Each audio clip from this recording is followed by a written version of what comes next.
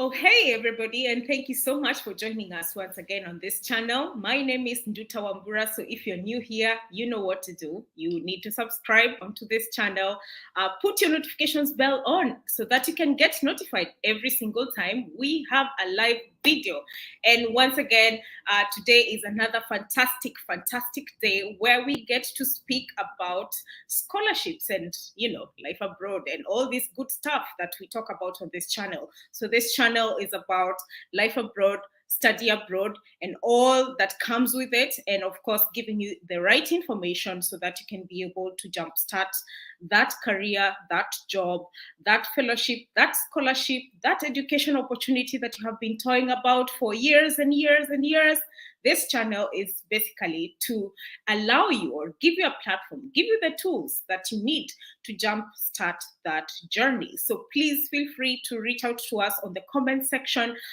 If you're joining us wherever you are, really, let us know where you're joining us from. Let someone know that they should be on this channel listening to this video at this particular point in time. You know how we do. We are easy here. We have good conversations. We have great guests that usually speak to us, and so today is no exception. We have a fantastic, brilliant mind. And you know what? I cannot even begin to stipulate his credentials because it's going to be the whole day, really. Like, this person has achieved quite a lot in his life. And honestly speaking, I got to know him because of Erasmus, because he is also an Erasmus alumni, and he's done quite a lot as well, reaching out to other students, even in Kenya and beyond, to ensure that they can also have the same experience that he had. So he is an Erasmus alumni, and he did his PhD, and he's doing quite a lot with Nat Geo. I don't want to mention so much because, like I said, we can spend the whole day here if we start stipulating his CV because it's really that good. So without further ado, his name is Cornelius Okello. He is from Kenya. And so let me welcome him. Cornelius, hi, how are you? I'm good. How are you? You flatter me. You flatter me a bit. I don't know why you're buttering me up, but Is it the truth though? Yeah? Yeah, with some embellishment here and there, but well, whichever the case, at least there is some quite an extent of the truth because yes, you are an Erasmus alumni, right? Yeah, yes, and I am. You also do research with Nat Geo, right? Yes, you are. They fund some of my research. Yeah, you're just being modest, but it's okay. It's okay to be modest. But no one has accused me of modesty before, but okay, anyway, I am glad that you took time off your schedule to join us onto this channel. So thank you so much for joining us. And maybe you can introduce yourself. Thank you for having me. As you mentioned, my name is Cornelius Okello. Yeah. I wear many hats. I am a lecturer at Machakos University. Currently, I am doing a postdoctoral fellowship at the University of Cape Town. Okay. That's what National Geographic is funding. It's a project that is being done at UCT, but it's being funded by National Geographic. Yeah. I'm an Erasmus alumnus. Twice over, I did my master's first with Erasmus Mundus, and then I did my PhD with Erasmus Mundus. Yeah. I'm also the co-founder, director of Eracoma. Yeah. It's a consultancy firm. We do a lot of research, do a lot of consultancy. We are also now in the process of registering it as an NGO because, as we said, it's important to give back. It's important to not just do things for profit, but also to give back. I'm an environmentalist. I think that's the simplest way of putting it. I'm an environmentalist. Yeah. I work a lot to do with freshwater management, especially in the coastal areas, and also climate change. Now, my research is moving a lot towards nature-based solutions because, and I think a lot of times we find ourselves looking at hard solutions like dams and seawalls, etc. But if we can find a way to capitalize on nature-based solutions, then we can get what we refer to as core benefits. Basically adapting to the things to the dangers of climate change while benefiting from the different services nature is giving us. So yeah, that is me in a nutshell. Oh, absolutely amazing. I mean, come on, you already stipulated quite a lot of things that you have been able to achieve and you're still achieving. So big ups to you, accept it. It's what it is. Accept and move on. Accept and move on and own them, really. So you mentioned that you started your journey as an Erasmus student, but let's go back to the very, very, very beginning, because I know that we share common interest. We are KU comrades. I may be wrong. Yes. So I think that is one of the things that maybe we need to talk about. So let's get started from the journey where you finished your undergraduate. Let's begin there in Kenyatta University, I would presume, and then sought to study, keep on studying anyways, all the way to a PhD. So what was one of your motivation to pursue higher education in the first place? Oh, that's that's an interesting story, because by the time I was graduating from KU, I had no intention of going back to academia. I was like focused. Now I'm done with studying, because believe it or not, I never liked school. I know I tell people this and they find it hard to believe, but I never did like school. So when I was done with my undergrad in environmental science, I was like, okay, let me get into the working space. Let me make money. I'm ready to make money. Yeah. 1.5 years of looking for a job and not getting it. I get an internship at UNEP. So I'm there for about 3 months. Then I meet somebody who had known actually, and I was like, hey, hook me up. I mean, get me a job at the UNEP. He tells me, honestly, with your undergrad, the only thing you can do is get in as a general staff. Nairobi office, you'll never become a professional, which is where you start making money. Like the people who make money at the UN are professionals and above. And he tells me the best you can do, the best I can advise you is get a master's. Yeah. Then come back. We'll see if you can get your into the P level. Oh, now wow. I've always wanted to travel. Even when I was applying before I came to KU, I'd applied to several universities abroad. I'd always wanted, not that I wanted to run away from Kenya. I just wanted to see like somebody once wrote that he who doesn't travel thinks his mother's cooking is the best. I wanted to see how other mothers cook and see whether truly my mother's cooking was the best. But because of funding, I got accepted in several degree programs, but I was not able to go there because of the funding. Right. I mean, if somebody's telling you school fees is $16,000, £16,000 a year, that's about 2 million. Yeah. How many of us can afford 2 million? Yeah. So then, since I'd always wanted to travel, and now someone is telling me the best way to do is get your master's, and don't do it in Kenya, especially if you want to work in an international organization like the UN. Diversify. Right. Yeah. So I started now actively looking for master's programs. Right. Especially scholarships. And then I remember this was January 2008. Yeah, I'm that old. Yeah. Around January 2008, this lady working at the UN sent an email to all interns in the UN saying, oh, there's this group called Erasmus. I want to tell you about it. So come over lunchtime. So I sacrificed my lunch. I had got 2 friends who used to have lunch with and told her, hey, let's go for them. Like, hey, no, over lunch. No, maybe during working hours. I said, let me go and listen to her, because I really wanted to do. I was looking for scholarships. Yeah. So she tells us about this amazing program where you get to go to all these different countries. I'm like, so instead of getting to one country, I'll go to 3-4 countries. Yes. Sign me up. Right. Sign me up. Yeah. So at that point, I'd applied for other programs. I'd applied for programs in Japan, programs in UK, programs in Australia. Okay. Nothing. Just getting rejections. So, or if I get an acceptance, they're like, yeah, come, but pay for your own. Right. So I look at this program and they tell me, I go through the details. See, you can apply for up to 3 programs, etc. So I look, I find one that I like. Okay. Water and coastal management, because at that time I was already interested in working in water management. Right. Because we know water, most important element on the globe, and it's disappearing. Then I applied. I didn't actually even apply for 3 of them. I just found water and coastal management, focused on this, applied for it. That was in January 2009. Actually, no, 2009. Yeah, that's a long time ago. Yes. In April, I get an email telling me, you've been accepted. Yeah. All expenses paid. I'm like, nah. First of all, I was the only one in the office, because I used to get to the office early. Yeah. I ran up and down the office celebrating. Then I went back and looked at the email. I'm like, are you sure? And then the email said, respond to us and tell us if you're interested. So I replied, and like, yeah, I'm interested. The rest of the day, I kept checking. Did I really send this email? Did I send this email? Did they know that I'm interested? So, but again, being a Kenyan, right, we've been finessed a lot. We've been conned a lot. So I'm like, but this seems too good to be legitimate. True. Yeah. This seems to be too good to be true. You're telling me you're going to buy my air ticket, you're going to pay my school fees, and you're going to give me a monthly stipend. All I need to do is show up and study. Right.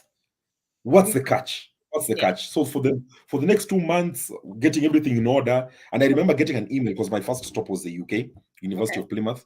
Yeah. I was calling it Plymouth, but I was told no, it's Plymouth. Please. Yeah. Please. Okay. So I get the email and they're telling me, okay, get your visa. So here's the option. Either we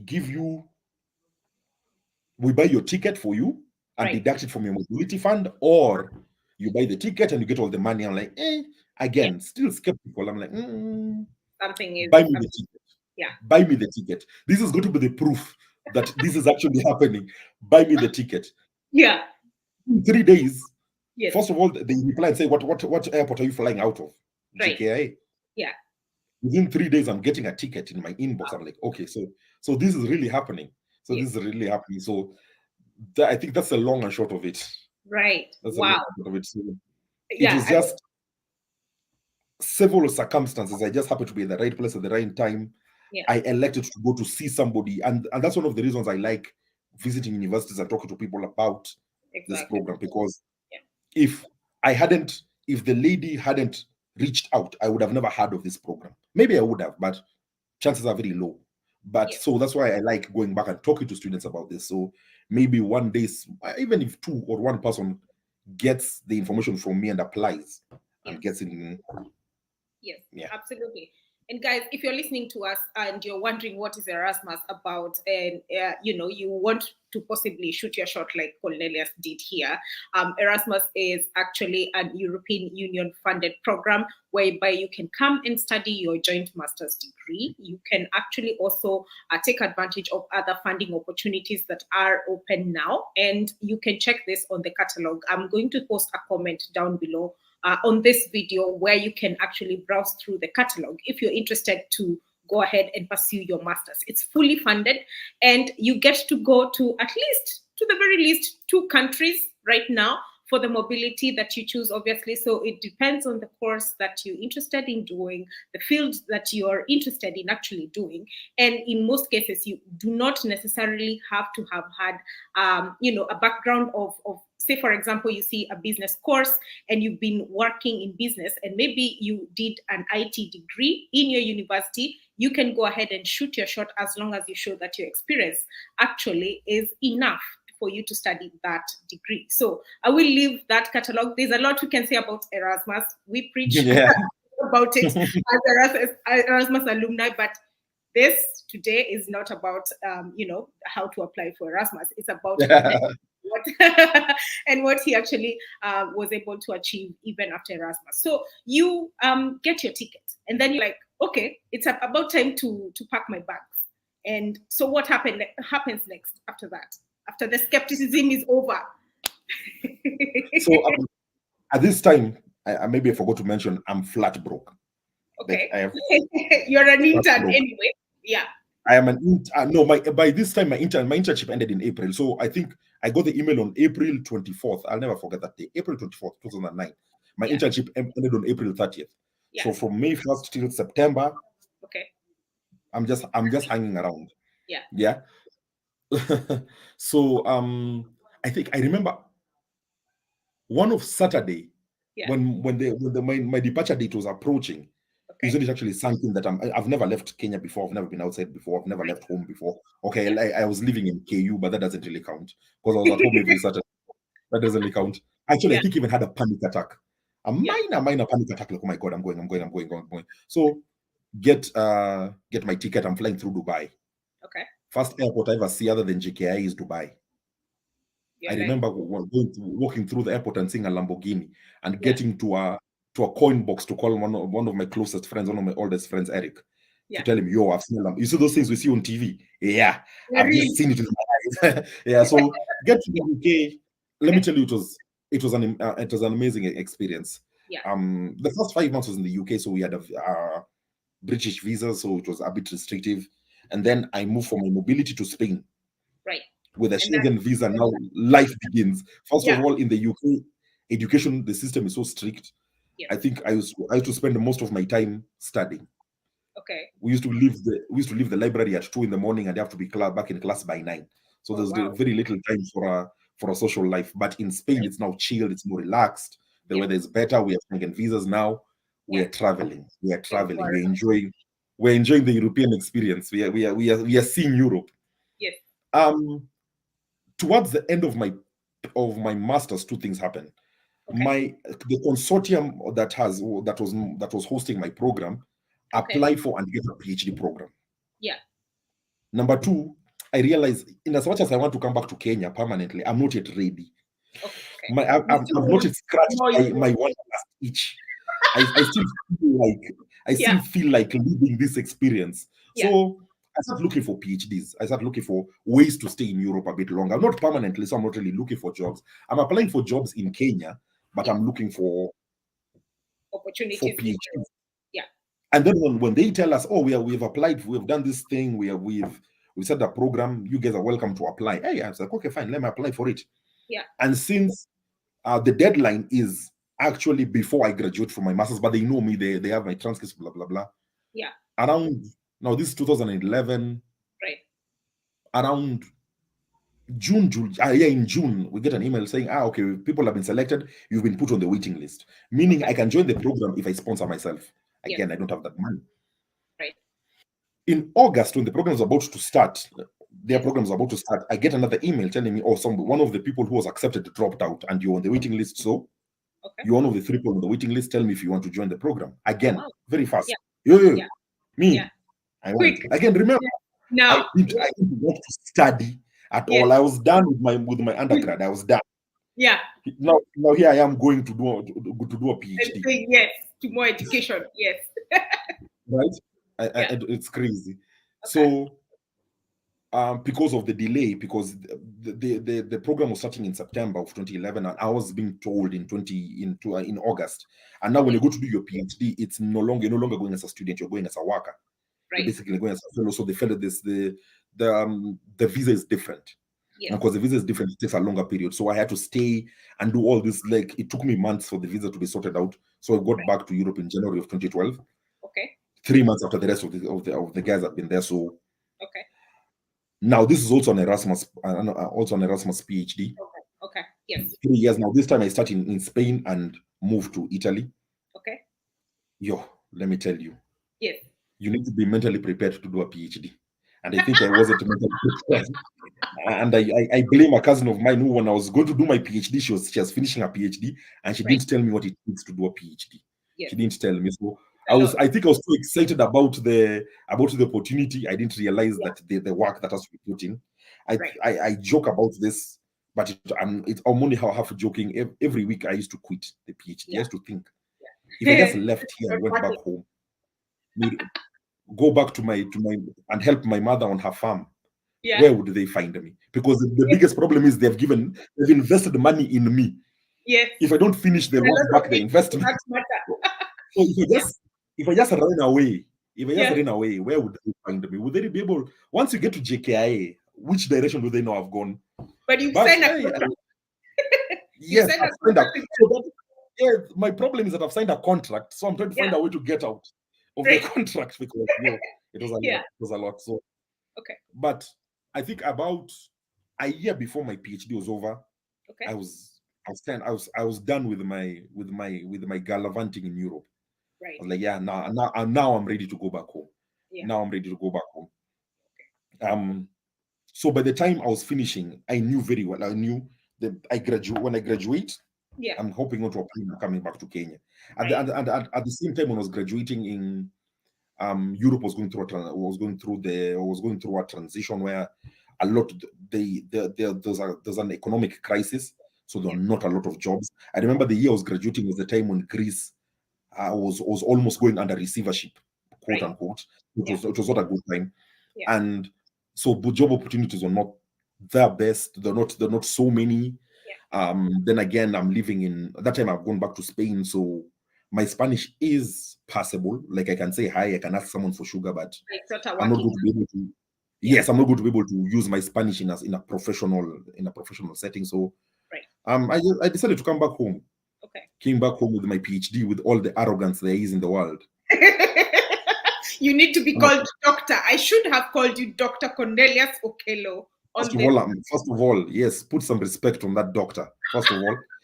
Second of all, there are so many universities in Kenya that are understaffed. They need PhDs. I mean, I think the statistic is saying we only have 27,000 PhD holders in Kenya. Yeah. So I'm like, yeah, this is me. I'm here. Yeah. Throw me the job offers. Yes. Nothing. And then life said, hold my beer. Yes. This is Kenya. So, yes. Yeah. I came back in January of 2016. Okay. I spent the whole of 2016 doing the work of looking for work. Yeah. That's the Kenya dream. That's true. Yes. Yeah. But at that time, I was not only looking for work in Kenya. By the way, I was casting my net as wide as possible. Anyway, as long as you can have me. Yeah. At the beginning, I was looking in Kenya, but after 2-3 months, I realized, I'm restricting myself. Yeah. So I started looking elsewhere. I think in that year alone, I must have sent over 110 job applications. I still have that folder. That folder. It reminds me of where I came from. Yeah. But before you went to Kenya, before you went to Kenya, what was the thought process? Because now you're transitioning from being in Europe. I mean, by then you'd already finished your studies. Your mind was set to go back to Kenya. But what was your thought process? Like, you're going to Kenya, go look for a job. Do you even know where you're gonna go look for that job? What was your thought process before you left? My thought process was, first of all, when you do the Erasmus program, you move around a lot. Yeah. So I started feeling like a ship without an anchor. Oh. So my thought process was come back to Kenya, set up roots, because when I left Kenya to do my studies, I was living with my folks. So when I left, they basically this one has moved out. So I didn't have a home. Whenever I'd visit, and even if I'd stay at their place, I'd live out of my suitcase. Basically, I don't have a place to even put my clothes, Right. So I didn't have a place that I could call home. Okay. And by the time I was leaving, when I was coming back to Kenya with a PhD in my field, especially, I don't know about other fields, but especially in my field, with a PhD, the limitation is either you go to a research institution or you go to academia. Right. If you go into the job, sorry, what is your name of your PhD? Just so that anyone knows. My PhD was called Marine and Coastal Management. It was called Erasmus Mundus Joint Doctorate in Marine and Coastal Management. Okay. It's now moved to the Marie Curie. I'm not sure if it still has the same name. Yeah. So it's environmental. Right. So it's either you're setting up your own company, you're going into academia, or you're going into research, either research institute or an academic institute. Industry do not care about PhDs; they care about experience. That's true. And by this point, I've been a career student. Yeah. So there's not much market experience. So it kind of restricted my options to some extent. Yeah. And so I looked at it and thought, okay, my best bet is going into academia. So as I said again, there was a demand in the market because there are not so many lecturers. A lot of universities still depend on part-time lecturers to fill up the gap. Right. And I have the expertise, so it seemed a match made in heaven. Yeah, but I mean, you teaching how, Again, growing up, I said I hated school. I also didn't like teachers, and I'm like, but that means I have to stand in front of people and teach. But now I have a background in acting. I've acted professionally before, so standing in front of people was not a big deal. But I'm like, being a teacher, teacher. Now I'm looking for postdoc research projects, early researchers, blah blah blah. Okay. Now, as a last resort, now I start sending out to universities, blah blah blah. Yeah.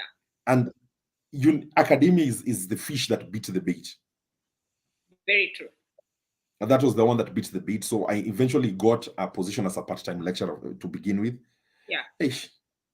So I said I got a part-time lecturer position in Machakos University.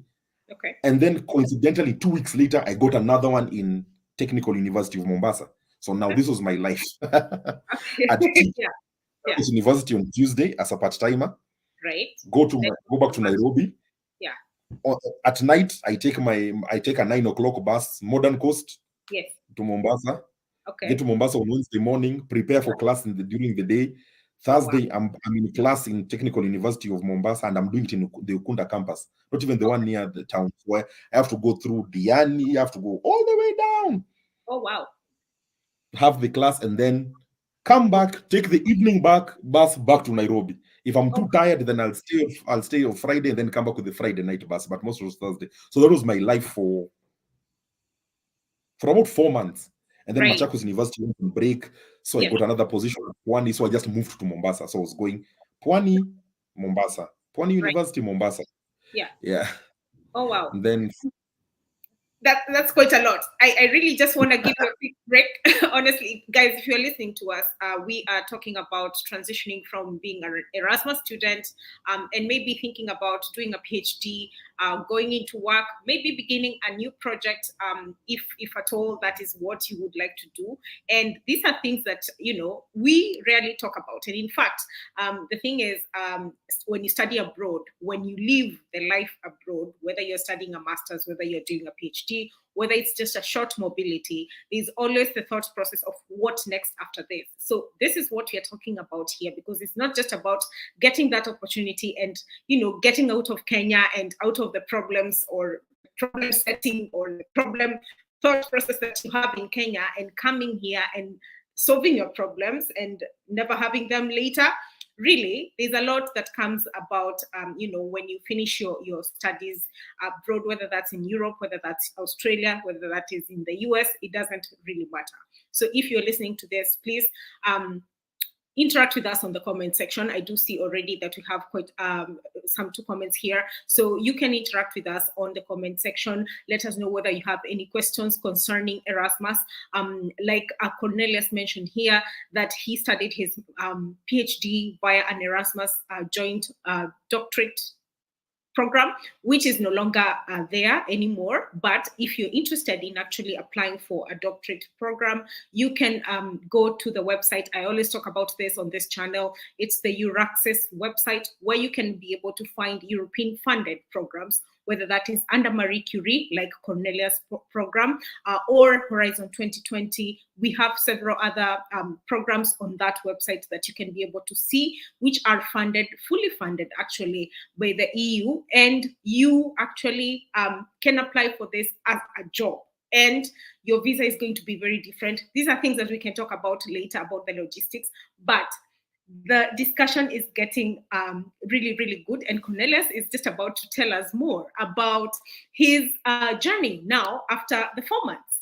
So after the 4 months, you are, you've been going back and forth, Nairobi, coasts. I don't know. You never had any life, really, but it was paying off. Yeah. Oh, paying off. Yeah. Let people tell you the experiences of part-time lecturers and being paid. Anyway, at that time, this is where the Erasmus program, but I think, I don't know, it's godsend, because when I was in the Erasmus program, I was part of EMA, the Erasmus Mundus Students and Alumni Association, very active, and we used to have many events, and we used to have some events in Kenya, blah blah blah. So I made some connections with colleagues of mine who we met in Europe, and 5 of us who are from the same program per se, we're in different years, but we all did the same program, either the master's program or the PhD program, actually came together and formed Eracoma that I was talking about, this consultancy firm. So at that time, because I was the one who was jobless, I did a lot of the legwork with the registration, blah blah blah. So we started now applying for funding for projects. We'd sit down. Anybody has a project idea, tell us what your project idea is, we develop it, we help you where you can, etc, etc. because we're all passionate about research, about marine and coastal environment issues. We have got different expertise. Some people are interested in turtles, for example, somebody interested in ecosystem services. So we wrote this project proposal, and I was just fortunate because the idea was mostly about to do with water issues. So I was fronted as the lead, and then we applied for National Geographic funding. One of the funders of the company told us about. He was in a meeting and he met somebody from National Geographic and told them about the opportunities. So we applied for it. Now this is in 2017. 2016, 2017. Lo and behold, we get funding. Wow. So now this time I still don't have a job. I'm just part-timing here and there, just traveling between Nairobi and Nairobi, Machakos, Mombasa, etc. So I get National Geographic funding, which is it's a very amazing funder. Like, it's one of the best funders you can ever get. Right. Very supportive. Even after they tell you once you're an explorer, you're an explorer for life. Even if you got one grant, you're an explorer for life. So they give a lot of support. So between 2017, 2018, that was a lot of my focus. I was doing a lot of research on this project because we were collecting data every month. Now, towards the end of 2017, I finally get called by Machakos University, interview for a full-time job. I'll never forget this because, first of all, we'll have the conversation about how dramatic the day of my interview was. But after the interview, I was interviewed right before the lunch break, and then because we were all being served lunch. One of the panelists during the interview approached me and asked me, "Oh, so you did the Erasmus program?" And you need to be in my office tomorrow. I'm like, but I don't even know whether I have the job or not. Why am I coming to your office? And this is a senior member of the Machakos University fraternity. So the next day I'm in his office and he's telling me, we've been trying to get into the Erasmus program because we have got the Erasmus Plus thing now. And it's like, since you've been in the process, then I think then you can help us along. I'm like, oh, okay. So 2 weeks later, I get the job and I'm like, hey, maybe I got this job because of this Erasmus connection. There's a possibility I got this job because of this Erasmus connection. So from 2018, I've been doing this. I've been in Machakos University as a lecturer. For about almost 4 years, I was the chairman of Department in Environmental Sciences.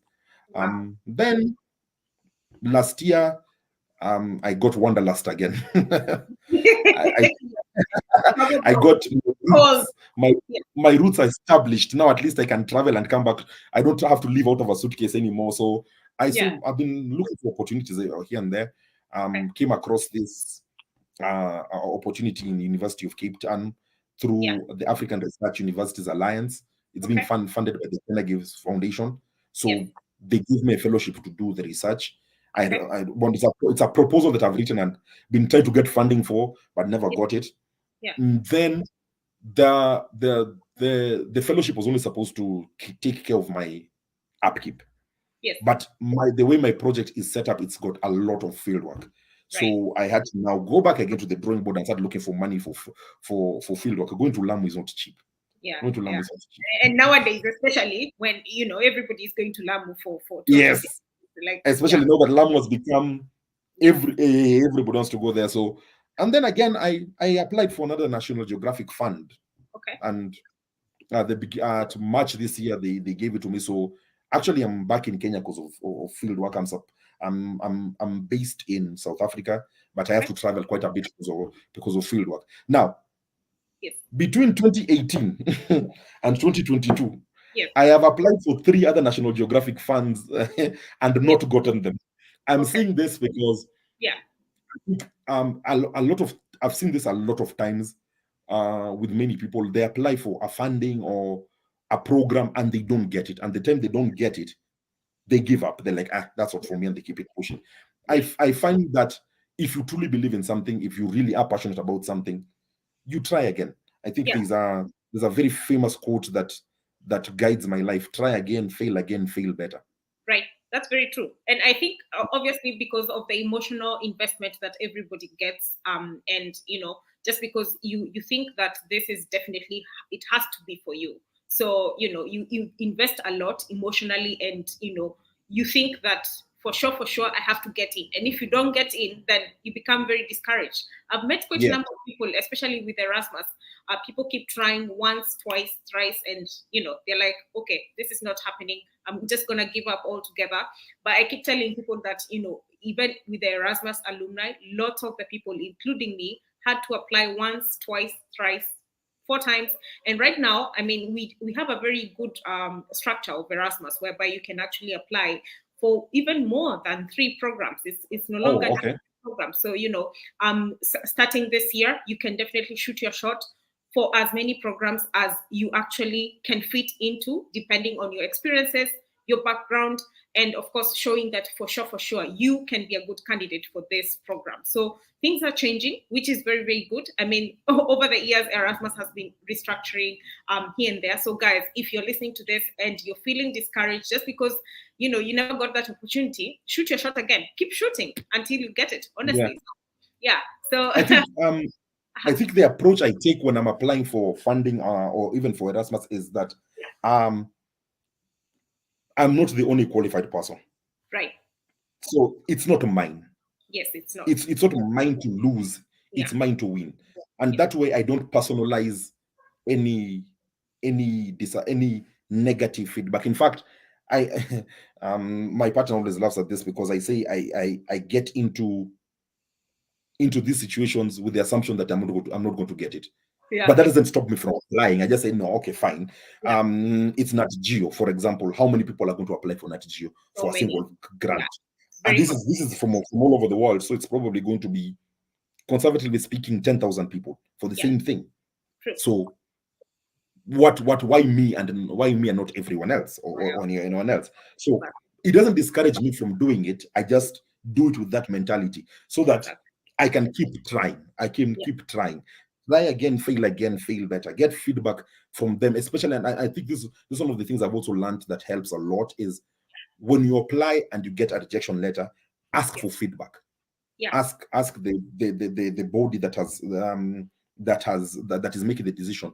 Why didn't you pick me? What about my application didn't you like? What did you like? What can I change? And then you can edit it. You can panel beat it and then submit it when it's better looking. Yes, absolutely. Very good point you make there. And especially for Kenyans who are listening to this, of course, we want more numbers for Erasmus because this is something that we've been talking about even in the background with you and the rest of the alumni community in Kenya, because we still do not have the right numbers. We are very few. We have 13 people, 10 people coming in to do the Erasmus. Really, we do need more people. And please don't be skeptic like Cornelius was before. It works for me. I mean, it works for me.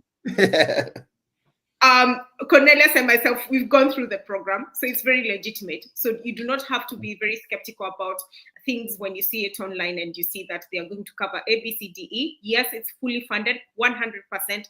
They'll give you stipend money, and they will give you, now it's going to be 1,400 euros for the new programs, obviously. So things are changing. Like I said before we used to have 3,000, in travel cost and also 1,000 in installation costs, as well as 1,000 in stipend money every other month. But now things will change starting the next cohort. It's actually not going to be called cohort anymore. So starting from the next participants, it will be 1,400 euros per month for the new programs that have been accepted for the year 2021 to 2027. So this is a very, very good time for you to actually apply for Erasmus because it's becoming more inclusive. And in fact, if you have some sort of issues with the location, maybe you have an issue with your visa and you have to study maybe online, maybe study in a different country, they can accommodate that. However, it is definitely case by case basis. So, the thing is, this is a program that can set you apart. Just like Dr. Cornelius here says that this is a program that actually paved his way and he never even thought about it even before. So again, if you're listening to this and you have any questions about it, please make sure that you can ask them on the comment section. We are going to get into that very shortly. But I just want to ask you, so do you think that now that you've been in academia, do you think industry or academia is better? Which is which? Do you think that academia is better for you, maybe, or That's that's a very hard question to answer. I don't think either or. I don't think it's an either or thing. I think it's very preferential. It depends on what you want to achieve in your life. What do you want to do? And what your strengths and your weaknesses are. There's a role for everybody. We need teachers as much as we need CEOs. We need lecturers as much as we need bureaucrats. So it really does depend. I think the easiest thing to say is just let your heart guide you. Yeah. Let what makes you happy, what makes you get out of bed every morning, what makes you excited. Let that guide you. For me, I picked academia because it gave me the chance to explore research, which is what I'm really passionate about. It gave me a platform because a lot of times in research, it's hard for you to just apply for research as yourself. I mean, who is Okello?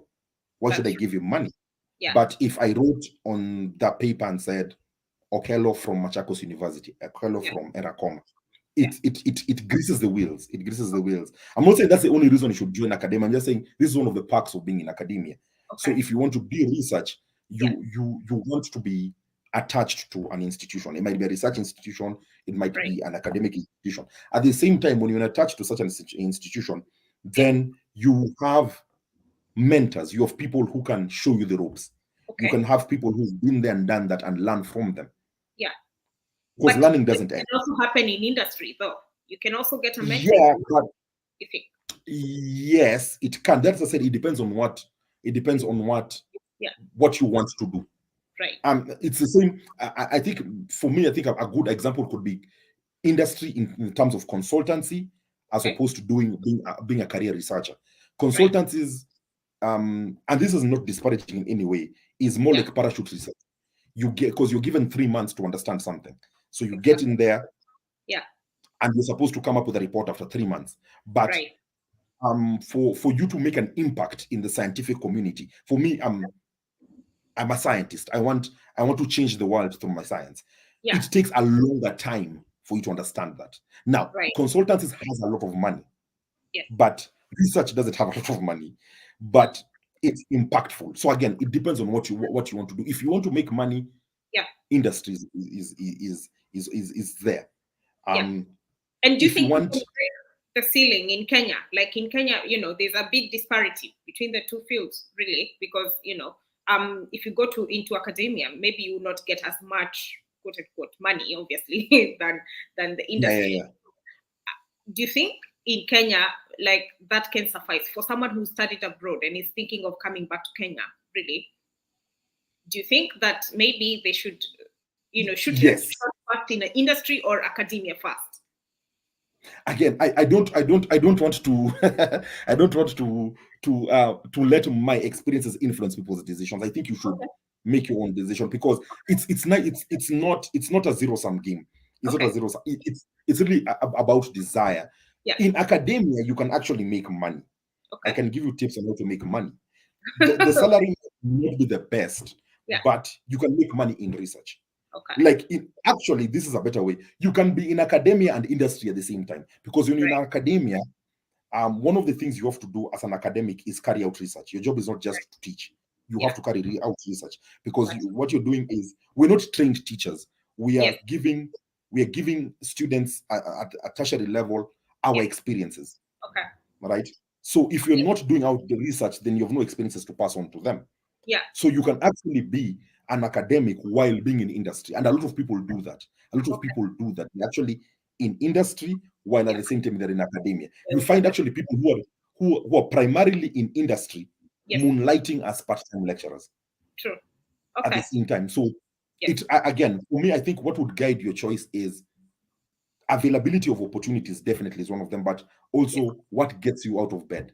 Do you want to change the world? Do you want to carry out research? Do you want to teach? Do you want to be a consultant? What do you want to do? So it's not an either or answer. Absolutely. Okay, fair enough. But I would imagine that Erasmus actually gives you a platform good enough for you to make this decision, whether you want to go back into industry or academia back in Kenya, or even in Europe, really, because I think the drill, like you mentioned before, when you were in the UK, you used to study a lot. So the drill to be, in the library, studying a lot, maybe analyzing a lot of journals. For me, that was the thing. Like, we would analyze journals and journals, endless journals, every other single week. It doesn't stop. And that's the drill in Europe, really. So like it prepares you for that. And also we had an exposure towards what happens in the industry. Like, we would go, for example, in my case, we used to go to the hospitals and see what exactly happens in their health facilities, to see whether we can be able to learn something and grasp something from that. And maybe that would help us in the future, whenever, depending on whether you want to go back to your own country and continue on the job you had, or maybe start a whole new project. I think Erasmus gives you both ways. I think so. Yeah. And in fact, gives you both ways in different countries. So you get to know, what happens in each and every one of these countries. So I think it's quite balanced. We can say that, right? Yeah. I think for me, what actually what you're saying is absolutely right, because if I give an example of my Spanish experience during my master's, we were basically having courses or units, whatever word you want to use, that would last a week. Yeah. So you'd have a lecturer coming in for 5 days and giving you his material, and they'd come from different parts of the world.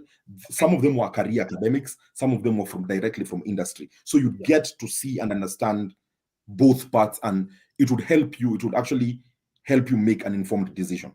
Right. Okay. Yeah. Absolutely. Agreed. And I think that is a good place to agree on. So guys, if you're looking into going into an Erasmus program, really, you will get the great benefit of it. From, you'll be able to understand exactly where you want to do what you want to do in the future, where you want to be, whether you want to be in academia, research, your own projects, your own startup, whatever it is, depending on your field, and what gets you out of bed. That's a very good point. So you're able to learn your passions, and you're able to even interact with people in a way that you would never have expected before, and meet new cultures. And you know what? It is a whole departure from all the prejudices you might be having about other cultures. You learn a lot, in fact, from these other cultures, because again, in a classroom, you might be maybe 10 to 15 different nationalities, or even 5 to 10, depending on the program, obviously. And so you get to learn a lot, even from your peers in the classroom. So again, we cannot preach enough about Erasmus and say, this is your program. This is your program. Because like Dr. Cornelius mentions here, he never used to like classroom, but look at him now, a whole lecturer. It's my life now. It's my life now. I didn't like classrooms or teachers. Yeah, that's the thing. So now let me ask you one other question. So based on your experience, would you say it's, obviously you've mentioned that it's good to have a mentor and get mentored through your journey after Erasmus, and maybe during your career process, in the new age where we have tech and all these kind of things, would you say that I think tech plays a big role into obviously what you do as well? Because like you're in South Africa, you're in Kenya, you need to connect to people and all these kind of things. Would you say something towards going into tech? Because most of the people right nowadays are like, you know what, I want to go study something in tech and maybe connect it to what I am currently doing. Did you have to do that or not? Or tech is not your thing? Or you are those people who are old age and all? No. Okay, don't let the silver in the beard fool you. I'm not that old. Okay. I think I'm tech savvy. I think I love tech. All right. I really do love tech. And one of the things that I really enjoyed about the Erasmus program was, I remember when the UK, we got a bunch of classes, and I was like, why didn't we taught these things in Kenya in undergrad? Like research skills, presentation skills, and part of that experience was learning a lot about the innovations that are being done out there that can help you in the field. Like programs, like I was taught GIS, Global Informatic Systems, Geographic Informatic Systems, but mine was taught theoretically. Okay. But this is an important tool that is needed. Like we were just being taught in class, not sitting in front of a computer. Then I'm being taught the same thing in Spain, where everybody has their own computer, and you're being taught while you're doing it. And these are things that are helping me today. And tech, listen, especially, and COVID showed us the importance of tech. Yes. COVID really showed us the importance of tech. Yeah. What I'm doing right now in my research is something I've never done before. I've always been a lab rat. I go and collect water samples and I measure them, blah, blah, blah. But I'm trying to look at the human part of it. So I'm doing questionnaires. Yes. What do people used to do with questionnaires? You fill out, you design a questionnaire, you print it out, you give photocopy, give your arrays. Yes. They go out, they fill out with pens and papers, come back. You have to hire somebody else to do data entry. It's a lot. And then comes all these data collection tools that some of them are free, like Kobo Toolbox, where you basically design your questionnaire on your computer, deploy your arrays. All they need to do is download it onto their phone. They don't even need to have the internet on. They go, they fill out the things, save it on their phone. When they're in the internet, they upload it. You don't have to do so. It cuts out so many steps. And it's revolutionized how we're doing research out there. It's cut down the time it takes to do research by almost 3/4. So tech, it's a must. It's a must. I'm trying to see any field where tech is not a must. Like it is. Yes. So, I mean, for someone who is listening to you and is thinking of transitioning or even coming to even study abroad, then tech is something that they have to think about in their career. How to marry tech into whatever else they are doing, whether it's communication, business, whatever it is, really. You have to marry tech and get married to it for real. You have to find a way to integrate tech to take advantage. We're not asking you, you're not being asked to create anything new. You're just being asked to familiarize yourself with what is out there in your field of study, and then make it work for you. Yes. Absolutely. So the reason why I'm actually even asking you about tech is because Erasmus moving forward is going to be much more digital than it actually used to be. So this is something that, if you're thinking about Erasmus, this is something that you also need to incorporate in your thought process, because they're going to need you to be very, very mobile, one, because that is a culture of Erasmus, moving around to various countries, 2 to 3 countries, or even 4, depending. And there's the aspect of digital education that is going to be incorporated a lot moving forward. So these are things that you need to think about ahead of time. And then now, I just want to go ahead and ask you something else before we can delve into the questions here. So if someone is thinking about a PhD and they are wondering, so how do I get started? For you, it was somewhat easy because you just applied because of your alma mater in Spain, I would imagine. And so it was sort of kind of easy. But nowadays, obviously, like you had mentioned before, is that when you apply for a program, say, for example, in the UK, they will tell you, okay, yes, we will admit you, but you need to bring your own funding. And before you can do that process of even applying for that PhD, you need to approach a supervisor and introduce yourself. Let them know, hey, I'm here. I want to study a PhD. Why me? Introduce yourself. So what we call, quote unquote, cold emailing, which is something perhaps yourself also you have experienced in the university when teaching, because maybe there are PhD students who would like to, be supervised, and they're looking towards getting a potential supervisor. So can you give some pointers here and there about cold emailing and introducing yourself to a lecturer, a potential lecturer abroad? Because, I mean, in Kenya, I can easily come to you and speak to you and tell you, hey, you know what, can we strike a deal? And you be a supervisor. But, I mean, this is something that you're doing on an email. You are introducing yourself to a supervisor. You are asking them that, hey, can you supervise me? Maybe can I go into your research group? Perhaps maybe can I get into the funding that you already have? I see you've been doing this and this research. It's very congruent to what exactly I'm trying to do in my own research, etc. And so you introduce yourself in an email. And obviously, this lecturer needs to possibly hope and pray that they read this email and they are very much into what you're doing and they will accept it. So can you give some pointers maybe if you're privy to that?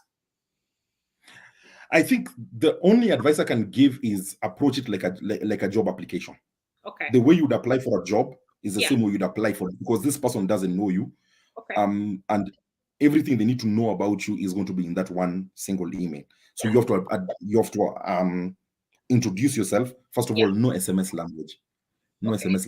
It's sad that I have to point. No text language. No, you are no. Okay, seriously though, look at it like you're applying for a job. You introduce yourself. Give your credentials. Yes. Give your credentials. This is who I am. This is what I have done so far. And then why are you interested in this particular supervisor? Why him? Why her? Why no one else? So this is about now. You've done your homework. Right. This Dr. Okello works with water in marine and coastal environments. This is what I'm interested in doing. Yes. This is why I think we're a better fit. If you've got a project idea, tell them your project idea. So basically, you're selling yourself. You're telling them, this is who I am. This is why I've chosen you. This is how I fit in your work. Okay. Yes. Right. So again, just look at it like a job interview. A job application? What would you do in a job application? Right. Without putting in the interests and hobbies that I like, football and swimming. But just think about it in that sense. And then I have had to do that. A lot of times, there are quite a number of postdocs specifically that we have got funding, but we want you to be attached. I've seen that in German institutions, and I did that with University of Florida. I was very lucky that the lecturer actually, the professor there responded. But what I did was I attached my proposal. I told him I am applying for this funding. This funding says I need to be supervised by somebody here. I've read your profile. I see this is your area of expertise. This is what I think you can add value to my proposal. This is my proposal. This is what I propose to work on when I'm doing the postdoc. Then from there on, I am open to suggestions for my proposal. Okay. How can I make it stronger? What are the issues that I can deal with? What can be done? What can't be done? Because a lot of times, especially when you write your first proposal, it's almost like a wish list. Yes. You're just putting down your idea of what you would like to achieve. But then there are things that are achievable. There are things that have probably already been done. So you're probably reinventing the wheel, and you don't want to do that. So I think that I've said a lot. No, I mean, like, you know what? You have said a lot, which is a mouthful about applying for any type of funding, because you also have been through Nat Geo. You've applied even for other different types of funding, even within the EU, really. So this is something that, if someone is wanting to do that, then they need to know that you have to stipulate pretty much everything, and it has to reverberate with what that other person on the other end who is going to read your email, does or researches. So it's a mouthful, but enough. I felt like I'd said very many different things. So I think the simple one is just look at it like a job application. Just think about how you get a job application. Right. Introduce yourself. Tell them why them. I think that's all very important, because it's you don't just pick the name out of a hat. Mini, mini, mono. Why do you want them? And the reason you want them is because their work is linked to your work. Yes. So if you've got a proposal ready, then you might want to share it at that point and say, this is what I would like to work on. It may not necessarily be a whole proposal, full proposal. It could be a concept note, one pager. Just say, this is my hypothesis, my objectives, my research questions. Yes. These are my potential outcomes. Yes. Let's do this. Okay. Yeah.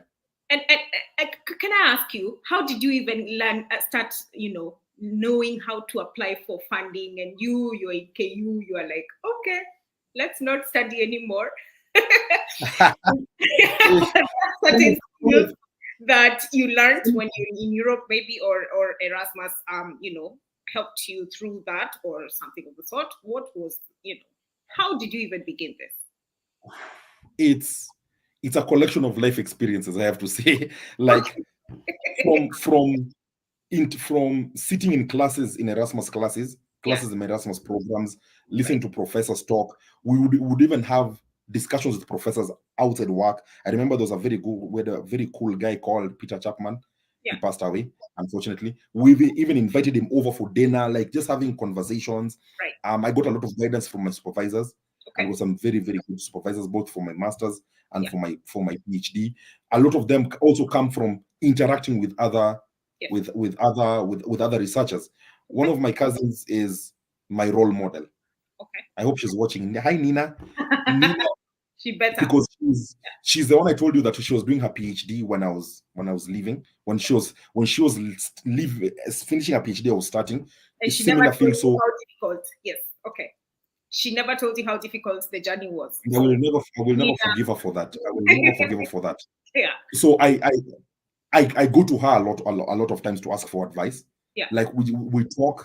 And also many times when I do write proposals, what I like trying to do is sharing with my colleagues, sharing with people who have been there before, for them to critique it.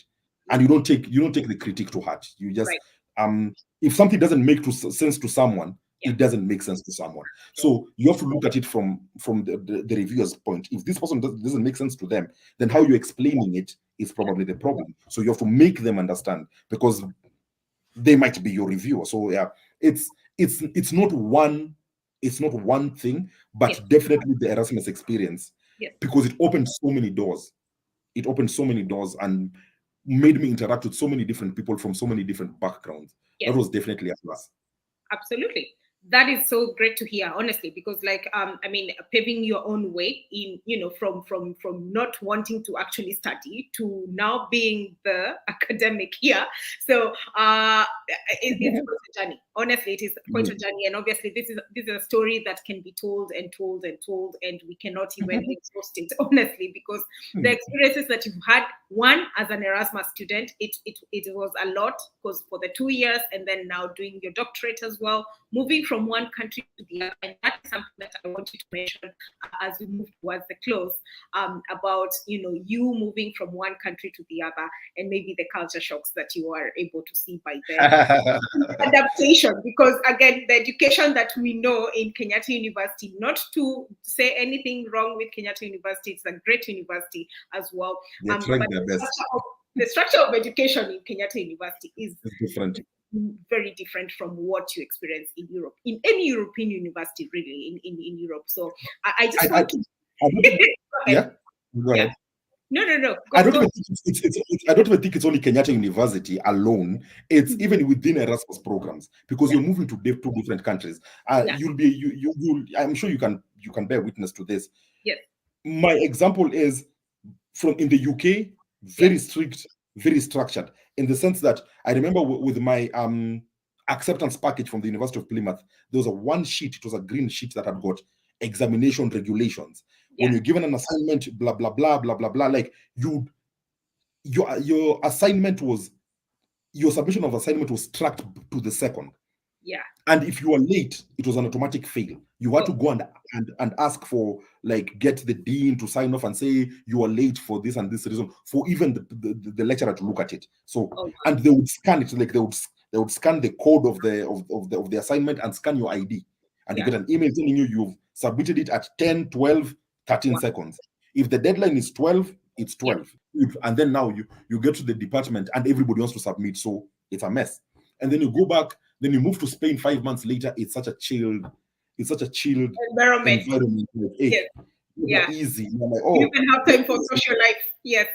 Deadline is on Friday, but so you miss the deadline. They're not such strict repercussions. Exactly. And then you move from, for example, we had got 5 courses in UK being taught by 3, I think some of 2 to 3 different lecturers. Then you go to Spain, where you're supposed to do 15 courses for the next 5 months. And then, as I said, every week you're meeting different lecturers from different backgrounds. So even it itself could be considered culture shock, because you're seeing two different education systems, 2 different ways of doing the same thing, yet it's the same degree, because you're going to get one certificate. Absolutely. But in terms of culture shock, I remember when I moved to the UK, because they drive on the left side of the road, which I insist is the right side to drive. For me, it was not a problem. I knew when you're crossing the road, look left, look right, look left. No, wait, it was look right, look left, look right again, and then cross.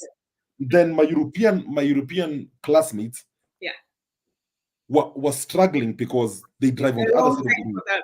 So they always look on the wrong side of the road, and before they cross, they're seeing a car coming. So I laughed at them until I moved to Spain and realized that now I was on the so I had to adapt to look left, look right, because the cars are coming from the left side. Like that was not a struggle, but it was interesting. That was an interesting experience. Okay, but you adapted into it. Did you ever get to drive there in Spain or in Italy? Did you ever drive there? Maybe no, I didn't drive, but I rode a lot in cars. And when I'd come back to Kenya, thrice my friend would tell me, "You're driving on the wrong side of the road." Until the last time he just let me be, until I was like, "Oh, I'm on the wrong side of the road," because I was so used to being and also the currency. Advice I would give people that I was given is don't convert euros in your head. Don't do that. You will never do anything. You will never do anything. I once took a bus ride that was £3.50 and I converted it to Kenya shillings. It came to about 500 shillings. Don't even. And I'm coming from a place where jumping into a matatu would cost you 20 shillings. I'm like, I'm paying 500 shillings for it. I almost got off. So don't convert. The math is not marking. No. Just let it be. Let it be. If they tell you five euros, just give them. Don't convert. That's true. The shilling is not strong anyway, so it's not their fault. I mean, we could talk about more culture shocks. Obviously, I'm sure. I'm so sure you had so many of them. Honestly, it's just I need you to give us one more as towards the end of this session, obviously. So I want us to go into the question section, and right here I'm going to start with what is right here. We have Nanjoe saying this is very encouraging. Thank you so much for tuning in. And we have Joas applied for EMET, a joint Erasmus program tenable in Netherlands, Belgium, and Czech Republic, but I was not lucky this year. I'm not giving up here. I will keep trying for this scholarship. Absolutely. If anything, whatever you gain from this session, really, just keep trying, obviously, right? What do you have to say about that, Cornelius? Obviously, it's just about try. Try again, fail again, fail better. Absolutely. Love is Queen. Hey, hi there. Thank you so much for joining. Angela, hello. Thanks, Dr. Okello. This is very informative. My question is, do you think that your internship at UNEP played a major role in you getting the Erasmus scholarship? Very good question. This question can be seen two ways. I think being in UNEP helped me being in a position to meet somebody who told me about the program. I think that's the role it played. The same way being in KU got me a degree that enabled me to qualify for the program. But in terms of work experience, as in working in the UN, I don't think it played a role, because my master's programs did not require work experience. They just needed you to have achieved at least minimum of a B, which is a second upper. So in terms of work experience, it didn't play much of a role because they were not looking for work experience, this particular program. However, being in the UN gave me the opportunity to be in the same environment with somebody who was familiar with this program. Yes.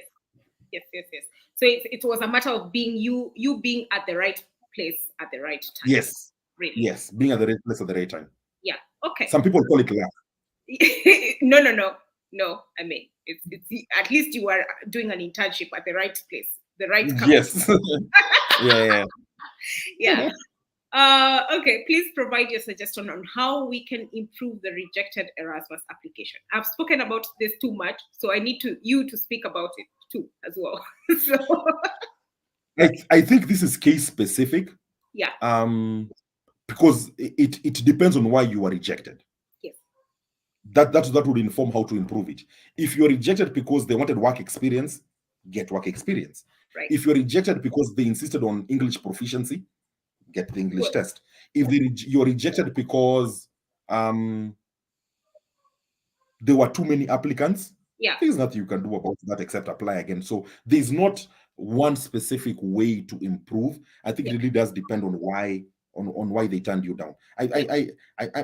I'm struggling using the word rejection. It's a very bad communication. Let's soften the punch and say they turned you down. Okay, turned you down. Turned you down. They turned you down. Yes. So perhaps they also turned you down because your statement of purpose did not stipulate exactly why you want to be in the program. Yes. Again. Okay. Yeah.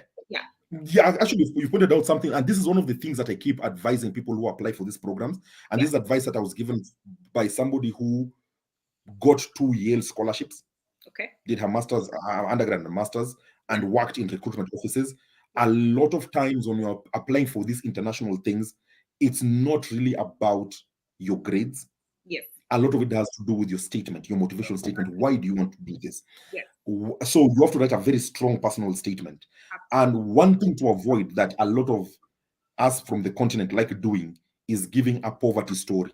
Yeah. Oh, I come from a poor village. We have no money, blah, blah, blah. No. Yeah. A lot of people have written that before. Your personal statement should be concentrate on what your strengths are, what your interests are, how this program will benefit you, achieve your goals. Yeah. My goal is to be a world-renowned researcher. This will set me on that path. And then also what value you will add to the program. Yes. You can always tell them you'll bring diversity, you'll bring different ideas from Kenya. Yes. Your past experiences, how have they informed you, and what can you bring to the table? So avoid talking about you have no money, you come from a poor country, Africa is poor. Avoid doing that. Yeah, Africa is a country. Anyway.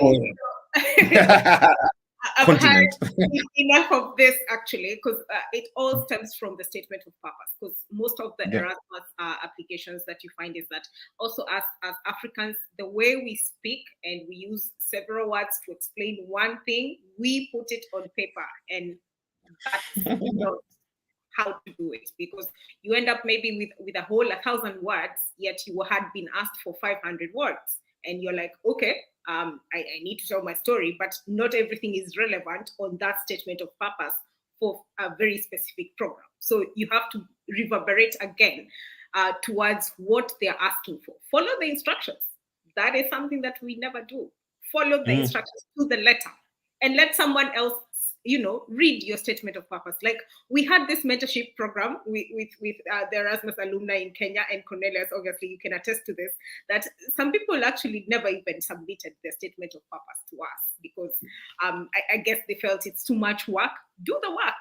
You need to do the work and write that statement of purpose, because nobody is going to write it for you. We don't know who you are and what you've been through and your experiences, So that is something that you also have to have the spirit of do it. You can do it yourself, So I think that is another thing, but we are not suggesting that is the reason as to why you are turned down. So please keep trying again. Perhaps have someone else check your statement of purpose, your CV, your general application. Really, we possibly will definitely be opening up the the mentorship program in September. Hopefully there will be a better interaction between the mentors and the mentees, because that is something that we also noticed the other time. So hopefully you can be able to join in. And if you have not joined the Facebook group of the Kenyan chapter, the Erasmus Kenyan chapter Facebook group, I usually post quite a lot of information right there, so you can join it. And I will leave obviously a link on this video so that you can be able to join and start your process as early as now. You can even begin writing your statement of purpose as early as now. Have somebody read it out, and so that by the time the application is opening up, you're just going to post your application without having to worry about, I have to write this, I have to get a recommendation letter, I have to get my CV, Europass format. It's a lot. It can be a lot, and you don't have basically take your time to prepare the application. Don't do it the Kenyan way for beating the deadline. Like this takes time and it takes thought. So like dedicate time to it. Yeah. Dedicate time to it. Absolutely. All right. Very interesting life journey, Dr. Okello, as testament to your hard work and Kenyan hustler spirit. Hey, hustler. Would you be willing to review applications before an applicant submits to Erasmus and not Geo?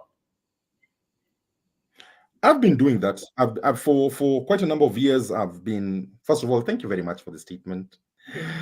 I don't know whether I'm a hard worker. I keep telling people I'm the laziest person you'll ever meet, but they don't believe me. I don't like working. I don't like going to school. I don't like anything. I'm failing upwards. I'm failing upwards anyway. Yeah, for the longest time we've been doing this, and that's part of what we've been doing in the mentorship program, especially for Erasmus. Yeah. We ask you submit your applications to us first. Let's check for you. Yeah. We have some insight about what they want or what they don't want. We've been through the process, so we can give you tidbits, we can give you pointers. Again, this is not to say that once I check it and I give you suggestions, guaranteed you will get it. No. I can just point you in the right direction. I can tell you things that worked for me. So yeah, I'm ready, willing, and able. Ready, willing, and able. I've done it before. We used to do it. We used to go to campuses. In fact, we used to travel to campuses, and I would always leave my contact information. Right. We would always leave our contact information. You'd be surprised that having visited close to 6, 7, 8 universities. Yes. I only received one person send me the application to review. Yeah. One person. Yeah. She didn't get the Erasmus program, but she got another program in Germany. Okay. So I was very happy about that. But yeah, if you have if you need to, I can have a look at your application for you. I can give you pointers. Yes. A warning, I will use a lot of track changes. Some people think this is rude. So if you end up seeing your application is looking all red, don't take it personally. Dr. Cornelius, yes.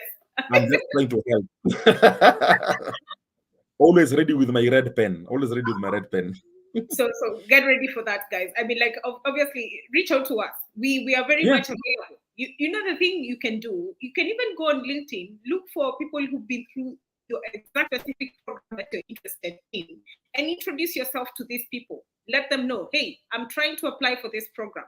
Can you go through my statement of purpose? Because this would be the very, very, very best person to even go through your statement of purpose, because they're freshly from the program, and you know, they've been going through the program. Obviously, they're maybe current students. So this would be actually the best person to go through your Erasmus statement of purpose. But we are here to help because we've been through the program. I've read enough statements of purpose already, and I'm like, okay, I think I think there's a lot that goes into a statement of purpose that needs a lot of help. You know, even the CV, even the CV, not just the statements, but even the CV. A sure bet way of doing it is downloading the Europass template and using it for your CV.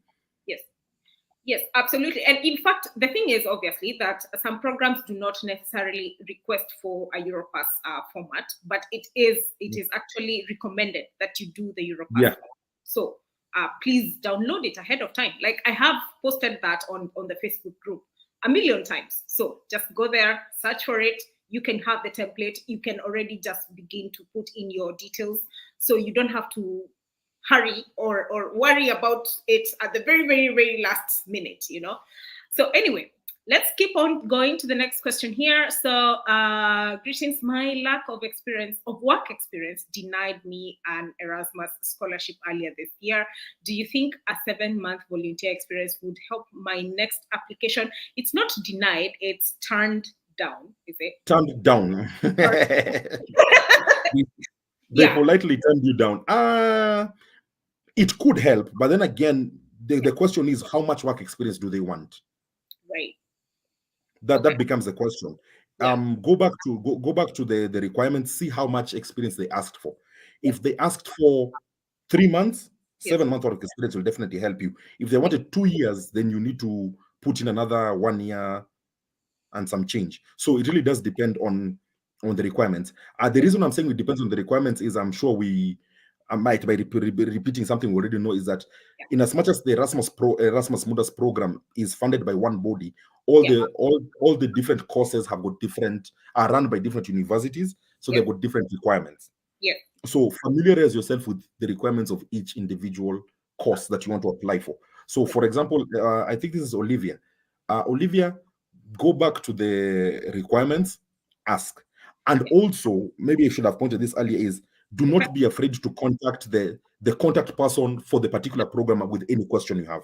For example, if they denied it because of work experience, ask, go back and write and tell them, I have been working for the past 7 months. Is this okay? Is this enough? So they can tell you. Yeah.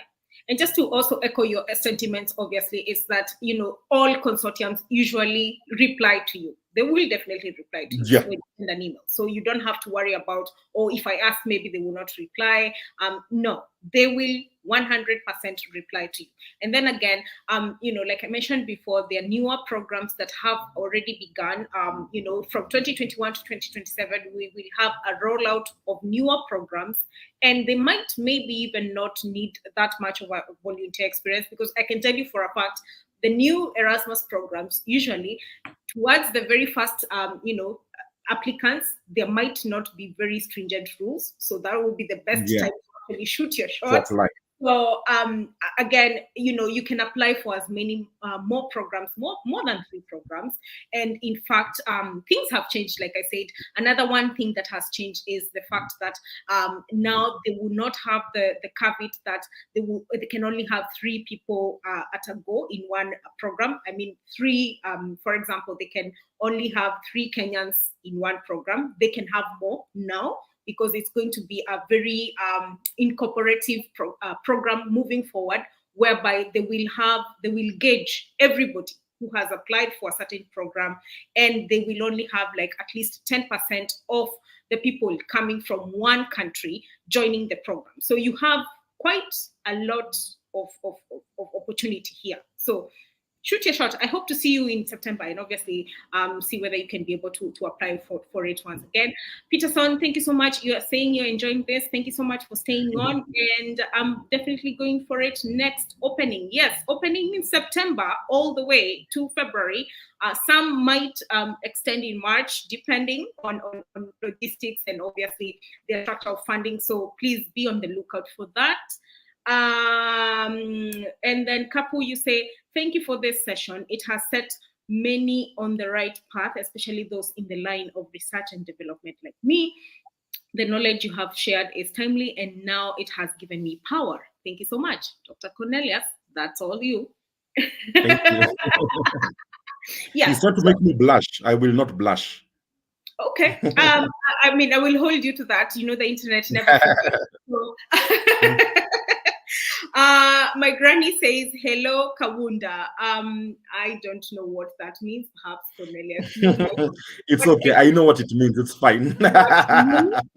So as we wrap up as we wrap up this conversation, I just want you to tell me, and maybe obviously from experiencing the fact that you have been speaking to people about Erasmus in Kenya and even other African countries, honestly, letting them know that there are these opportunities abroad. Because again, like if someone never told you about it in UNEP, you would never have thought about Erasmus. You would never have even applied for it. So what are some of the pitfalls that you have seen that Africans, or rather people hailing from different African countries, and they hear about this opportunity, they get excited about it, they perhaps even go online and look for it and begin their application, and then boom, they are done. They get bored, and everything happens in between. And then to the very last minute, at the very deadline, is when they are running and rushing, to maybe finish this application. But that is just one of the pitfalls, really. So what are some of the pitfalls that you have seen, with African prospective students wanting to come abroad, and how can we mitigate this for them? We can have a session about just the pitfalls. I think we can have a 1-hour session about this. But you said one of them, I think you pointed out one of them. We like beating the deadline. Yeah. We like beating the deadline, so we wait until the end. And what happens is, if you're rushing to do it, then the quality gets compromised. Yeah. I think another thing that I've seen is there's a lot of skepticism. Okay. In especially in Kenya, like, yeah. This sounds too good to be true. This sounds too good to be true. Well, like, what's the hook? I mean, I was that person, but at least in my skepticism, I still tried. But many people just didn't want to. And then I think another thing is that there's a certain, again, this is just my perspective, there is a certain level of comfort, because applying and going to Europe is stepping out of your comfort zone. You're venturing into the unknown. Right. So first of all, just they're applying. So the problem being that there are some people who fear failure. Yes. So they won't want to put themselves out there unless there's a guarantee that they'll get through. So whenever you're talking to them, I tell them, this is a highly competitive program. Okay. So you're competing with other people around the world. Yes. So like, maybe I'm not do that, or maybe I'm not good enough. So there's some inferiority complex, and then people is like, hey, now why would I want to go all that way just to study? So there are a variety of reasons. What I've seen, like with Nigeria and Ethiopia, I've spoken to some of my Ethiopian colleagues, and they seem to be some, I don't want to use the word desperation, but there seems to be some desire to leave the country, maybe because of the economic state. So for them, they become hungrier to apply for anything as long as we get them out there. But in Kenya, as I said, there's some level of comfort. There's some, even if I don't get it, it's okay. I'm here. I'm fine. I'm fine. So another thing is, maybe it's linked to the beating the deadline, but not many people put in that much effort in the application. Yeah. And this is not only in Erasmus. And I have worked with people on research projects, people with PhDs who don't put in the work either. Okay. So maybe they don't have, maybe they feel they'll just skate by for whatever reason. So, and what I've learned in my short life is that a lot of times the amount of effort you put in the work reflects on the results. That's so true. If you don't write a proposal, you can I can write a proposal right now. You can give me a subject matter and I will give you a proposal by tomorrow morning. I'll just translate. But if you gave me that idea and came back at the end of this month and I took this month working on this proposal, the quality will be so much different. The quality, it will be day and night. So a lot of people don't, whether they're in a hurry or they just don't put in the effort. And many people are not reaching out like we put ourselves out there. As I said, I gave you an example, talking to universities across the country, not just in Nairobi. We've gone all the way to the coast, we've gone to more university, blah blah blah. There are some of my colleagues who went all the way to Jaramogi. I wasn't on that trip, but in all that time you only get one person reaching out to you. So it's I don't know, but and I think the one thing of maybe we can try is to show them that we have been through the program once. Yes, so you can actually do it, and I don't know how much more we can do, but I guess also the fact that we are trying to assist you and walk you through the journey. So hopefully we can be able to actually be motivated enough that you're not alone on this journey. There's a whole community applying. Go ahead. Just one thing I've remembered also, and I think it also applies to the job market. Yeah. It also applies to the job market where when you read through the criteria and you find one thing that excludes you, you're like, you immediately exclude yourself. Experience has taught me, just try. Like you've nothing to lose. Yes.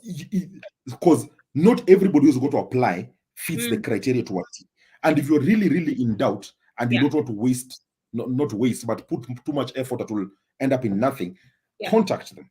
Like for my PhD, for my postdoc right now, when the call came out, I went through the criteria and there was one thing that was an exclusionary criteria. I emailed the email address there and told them, listen, everything else checks out except this one thing. Can I still apply?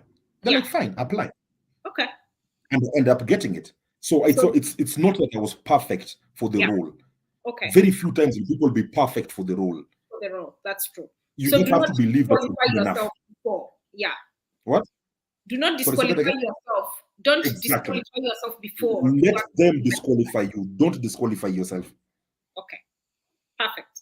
I mean, that I think that is just it, honestly. Don't disqualify yourself before you actually shoot your shot. Like, you have nothing to lose. Like Dr. Cornelius mentioned here, that, this is something that is out there. We've been through the program. We can walk you through as much as we can. And the thing is, for you, again, shoot your shot, So I want to end this conversation, but I see another question here. My program never specified the duration of work experience, so I wonder if a 7-month volunteering suffices. Well, that really, really depends on the consortium, one, and also like Dr. Cornelius mentioned here, the specifications that they have on that program. What exactly are they looking for? What type of background, what type of experience is this? Because you can have a 7-month volunteering experience, but it's not what exactly they are looking for. But what I would encourage you to do is to do your due diligence, check out that catalog. I know the interface is not very, very welcoming, but do your due diligence and look through each of the programs. Take your time. Like Dr. Cornelius mentioned here, if you need to transnight, do the work, and see, this is the program that I would like to do. This is another program that I would like to do. Does my experience actually suffice for this program? So, I mean, that's why we're here. We can look out and tell you that, hey, maybe this would be a better program as opposed to this other one. That's why we have the mentoring, sessions. So please take advantage of them as well. So I think that's the much we can do for you, honestly. But we're here. If it doesn't happen this time, it will definitely happen the next time. Also, I speak about a lot of scholarship opportunities on this platform. So the EU has lots and lots and lots of other programs that you can take advantage of as well. From the Orange Knowledge programs in the Netherlands to the DAAD in Germany to programs in Italy, in Spain, all these places. If you follow me on Twitter, I usually post several opportunities, quite a number of them every single week. So you can shoot your shot in any one of them to feel that it actually fits in your profile. So I will end this conversation because we have been here for quite a long time. And Dr. Cornelius, there's one thing that you owe this channel. You need to tell us one other culture shock that you actually experienced when you were in Europe, and you will never get over it. Really, it has stuck with you. Other than the driving, there has to be something else that you can tell us about. Maybe it's about food. We don't know. I have one, but I fear it might be offensive. Let me put it in a politically correct way. Okay. I was not expecting how the food tasted like in the UK. Oh, ooh, that is loaded. Yeah, that was very different for me. Okay. Even the salt and the sugar tasted different. Yeah. In a good kind of way, in a bad kind of way. You hated it. Let me just tell Olivia that she should email the program coordinator and ask them about her volunteering. It will suffice. Yes, I'm changing the subject. I said I don't want to be offensive. I don't want to be offensive. Yeah. Okay. Yeah, so that is one of the things that you actually never never settled well with you, never augured well with you. I know a culture shock. Not culture shock per se, but something to do with food. Yes. When I found out the Big Mac is not that big. Oh.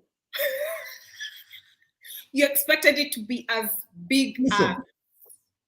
I walked into a McDonald's for the first time ever, excited. Oh my God, McDonald's. And I got the Big Mac. The name says Big Mac, right? And then they gave me this tiny burger. I'm like, what is this?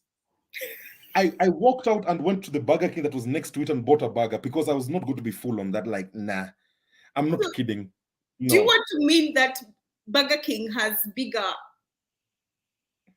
hamburgers than... Maybe it was the McDonald's in the UK that was like that, but that Big Mac was anything but big. Like, wow. That was disappointing. That was disappointing. Yeah. It really was. Yeah. It really was. It keeps me at heart after some time. Did you get over that, or? As you can see, it's been 13 years and I'm still discussing it. So obviously not. Yeah. Clearly.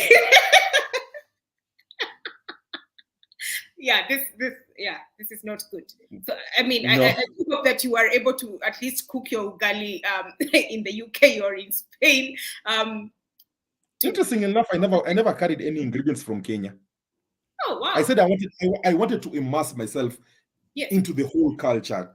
Yes. So there's no need for me to bring Kenya. If I bring Kenya to the UK, then I am just Kenya in the UK. So the only thing I used to carry was pilau masala. Okay. Still, that's very Kenyan or Indian. Yes, that was the only thing. Like, that was the only thing. Yeah. Everything else I said I'm going to get from there. Okay. I tried using their flour to make ugali. It's just not the same. Yeah. Especially for somebody who's used to the ugali from the posho mill. No. It's just not the same. No. And these are some of the things that, guys, if you're listening to this, honestly, they will affect you. Believe me, you. Yes. They affect your quality of life. This is not just for banter, it is the reality of life, because you will live it and you will experience it, and the differences in culture, food, education systems, all these kind of things. We can speak about this for days and days and write books, and to date, I still do have some culture shocks that I cannot live with as much as I live in Portugal, but I just cannot get over it, never. So anyways, guys, I do hope that this has been a great conversation for you and to kick you into actually doing that application, honestly. So I hope that you have gained something, and a lot of this was just to pretty much guide you through into what it looks like, after doing an Erasmus. Is it worth it? Yes, it is definitely worth it. We are an epitome that, yes, for sure, having gone through the program has lifted us up into places that we never expected, like Dr. Cornelius here. He would never even be called Dr. Cornelius today if it was not for Erasmus. Believe me. Do you know? So, so I think for this session, I just want him to tell us one parting shot. What did Erasmus, if you can say in one word, Erasmus made me better. Something else? You said one word. I'm Kenyan. It never one word. Hey, Erasmus made me realize my full potential. Absolutely amazing. I knew there was something else. Yeah. So thank you so much for taking your time on your busy schedule to really interact with us here. And guys, if you would like to reach out to us, please leave your comment on the comment section below, and I will get onto it. If you would like to also join the Erasmus community on Facebook, I will also leave a link towards the Erasmus Kenyan chapter Facebook group, where we interact. I post quite a lot of information there, where you can be able to even search for information that I have posted before that can be very helpful towards your journey. I know you have several questions. It's always the same, that people have questions when they want to apply for something and looking for something, to maybe try and see whether they qualify for this opportunity. You do qualify. So please, join that group so that you can get all the resources that you do require for this process. And once again, thank you so much for hanging out with us on this Thursday. Until next time, please subscribe, share this video. Bye.